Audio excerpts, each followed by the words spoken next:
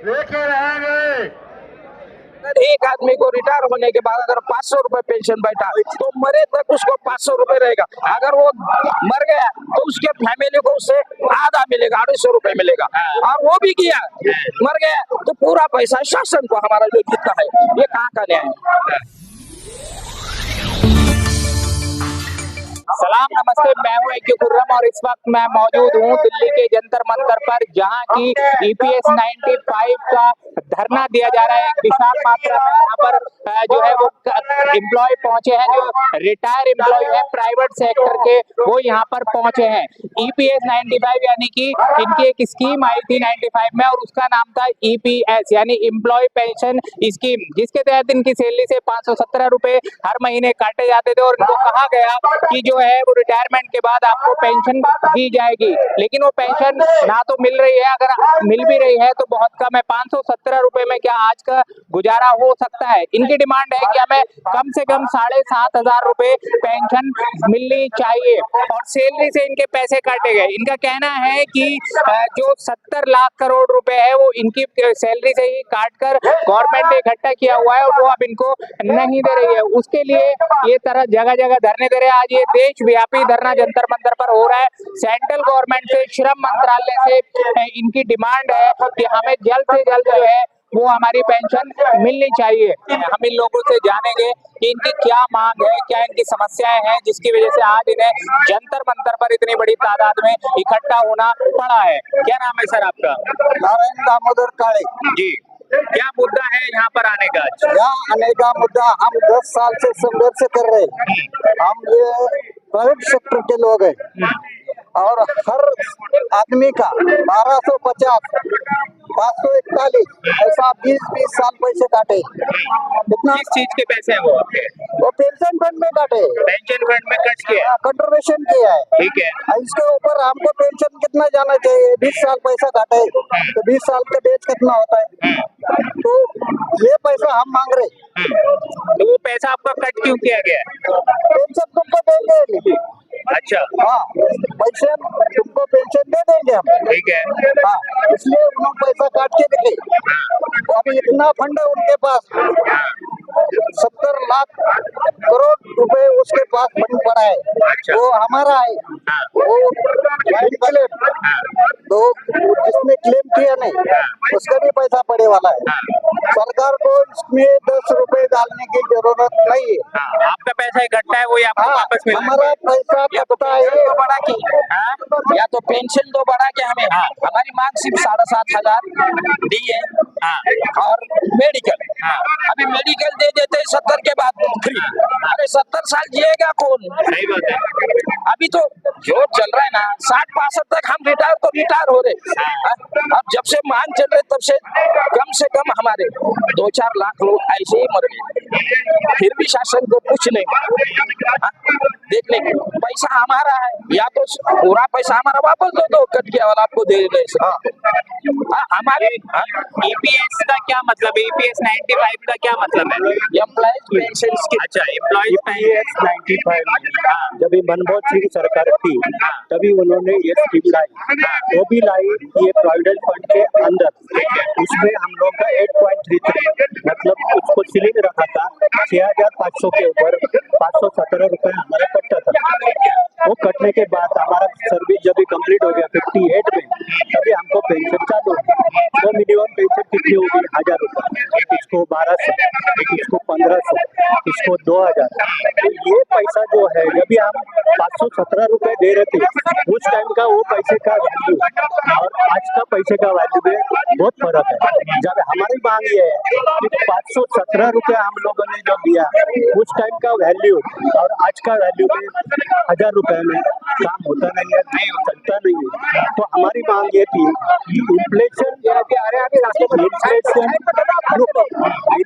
Proof रखो तो हमको आगे जीने के लिए कम से कम 7,500 रुपया उस टाइम का जो पैसे का वैल्यू था आज 7,500 रुपया होता है। इसके लिए हमने 7,500 रुपये मांग भी लॉजिकल है। ऐसा नहीं कि हमको 7,500 दे दो हमारा पैसा है, ऐसा नहीं कि आज उस टाइम का 517 रुपया आज का 7,500 बराबर है, वो बराबर है। तो वो हिसाब से हम ये मांग कर रहे हैं, और वो मांग अभी तक बहुत टाइम सब लोगों ने आश्वासन दिया।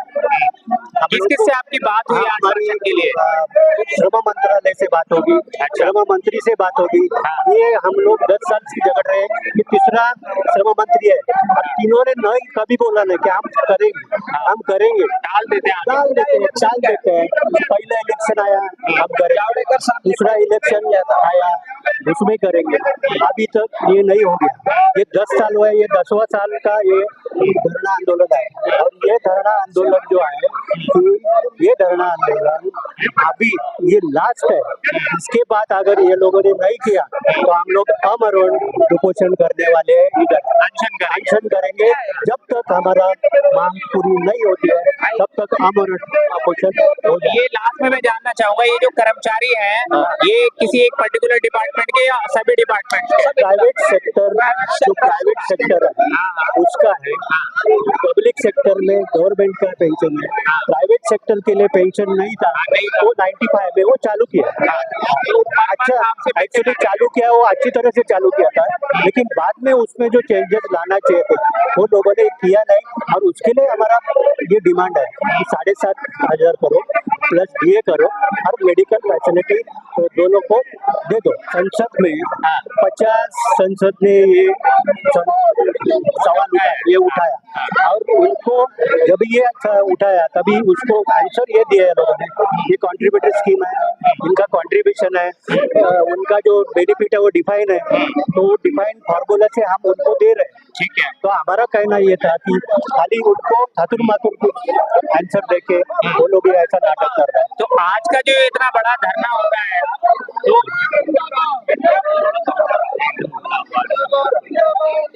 जंतर मंतर पे, आज का जो आप धरना जंतर मंतर पे दे रहे हैं, इसका ज्ञापन किसको जाएगा, किस डिपार्टमेंट को भेजेंगे? श्रम मंत्रालय को भेजेंगे? मंत्रालय और प्राइम मिनिस्टर, ये लोगों को हम लोगों ने 10 तारीख को नोटिस भेजा था। ठीक है। कि आप 31 तारीख तक अगर इसका कुछ नतीजा नहीं निकलेगा तो हम लोग 4 और 5 तारीख को इधर धरना आंदोलन करेंगे। 31 तारीख तक इनके पास से कुछ भी रिप्लाई आया नहीं है। अभी भी वो लोग बोल रहे हैं हम करेगा, हम काम करेगा, लेकिन काम तो कुछ भी नहीं हो रहा है। तो ये सब बकवास लग रहा है कि इनके ऊपर जो विश्वास हम लोगों ने डाला तो विश्वास अभी सब लोगों का उड़ रहा है। एक आदमी को रिटायर होने के बाद अगर 500 रुपए पेंशन बैठा तो मरे तक उसको 500 रुपए रहेगा। अगर वो मर गया तो उसके फैमिली को उससे आधा मिलेगा, 250 रुपए मिलेगा। और वो भी किया, मर गया तो पूरा पैसा शासन को हमारा जो जीता है, ये कहाँ का न्याय है? पैसा खुद हमारा है, ये तो हमारा पूरा पैसा वापस दो।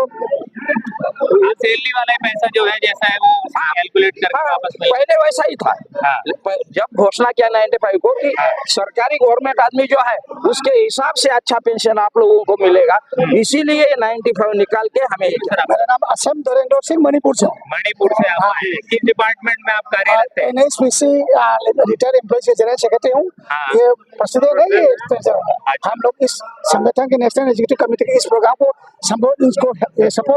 सपोर्ट करने के लिए हम लोग यहाँ आए हैं। अच्छा। तो हमें काफी दिनों से अशोक रावत जी का वीडियो सुनते रहा इतना बार मैडम माननीय हेमा मालिनी जी और मिलते रहे, कुछ भी नहीं हो रहा है। तो ये सब सुनते हम लोग को दिल में दुख हो रहा है। कितना पेंशनर से हमारे हमसे उम्र वाला लोग कितने लोग गुजर गए, और जो गुजर गए उनकी जो विडो सब कितना तकलीफ से जी रहा है। तो ना तो हम मोदी जी से और उनके पूरा गवर्नमेंट से मैं अनुरोध करना चाहता हूँ कि थोड़ा दिमाग में इसको लगाएं कि आपके ये हम सब अगर आप इस ढंग की नहीं करेंगे, हमको कितना दिन होने, हम कब मरेंगे हमें कोई पता नहीं है। मगर 10 जान से ले रहा है, कितना लोग मर गए, मगर 1000 रुपया में जो जी पाएगा जी नहीं। थोड़ा सा जब देखिए हम अभी 15-10 साल के बाद में दिल्ली आया था, पहले उस समय में 20 रुपया का लस्सी मिलता, अभी 60 रुपये हो रहा है, इतने महंगे। और क्या नाम है चना भटूरे उस समय 30 रुपये में थे, 110 रुपया हो गए।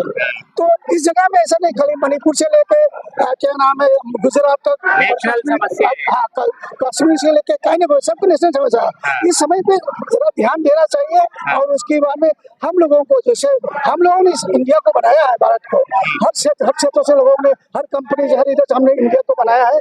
इस बनाने वाले लोगों को इस ढंग का व्यवहार करना हमारे इस गवर्नमेंट के लिए अच्छा नहीं है, उचित नहीं है, यही मेरे कहना है।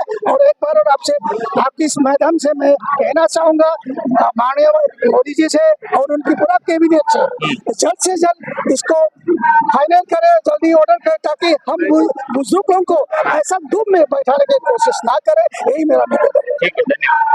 सबसे बड़ा मुद्दा यही है इनका कि हमें जो है वो जितनी जल्दी हो सके उतनी जल्दी हमें हमारी पेंशन मिलनी चाहिए। 7,500 रुपए मिनिमम पेंशन इनकी मांग है कि 7,500 रुपए मिनिमम इन्हें पेंशन मिलनी चाहिए। इतनी बड़ी तादाद में देश के कोने कोने से लोग यहाँ पहुंचे हैं, हर एक स्टेट से लोग आए हैं, हर एक स्टेट का यहाँ पर कर्मचारी है, हर एक डिपार्टमेंट से काम करने वाले लोग आए हैं, चाहे वो बिजली की कंपनियों में काम करने वाले हो, चाहे वो शुगर मिलों में काम करने वाले हो, हर एक डिपार्टमेंट में काम करने वाले लोग यहाँ पर आए हैं। उनकी सैलरी से पैसा काटा गया और अब उनका पैसा ही उनको नहीं मिल पा रहा है। ये यहाँ पे इन्होंने बोर्ड लिखा हुआ है, जो बैनर है उसमें लिखा है, नहीं किसी से भीख मांगते, हम अपना अधिकार मांगते। तो अधिकार मांगने के लिए सरकार से दिल्ली के जंतर मंतर पर इतनी बड़ी तादाद में लोग पहुंचे हैं और उनका धरना ये 4 अगस्त और 5 अगस्त 2 दिन चलेगा। अब देखने वाली बात यह है कि सरकार कब तक ये डिमांड मानती है।